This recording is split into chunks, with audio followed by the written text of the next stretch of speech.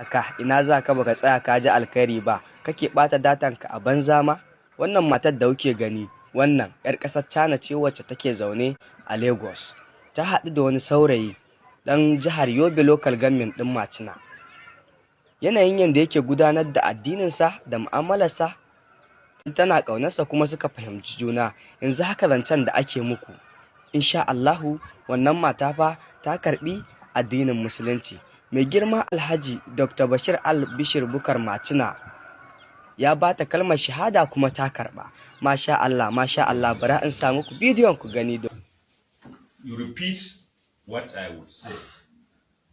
Okay. Ashhadu Ashhadu Allah ilaha alla ilaha la ilaha alla ilaha ilaha illallah illallah wa ashhadu wa ashhadu anna anna Muhammadan Muhammad Rasulullah.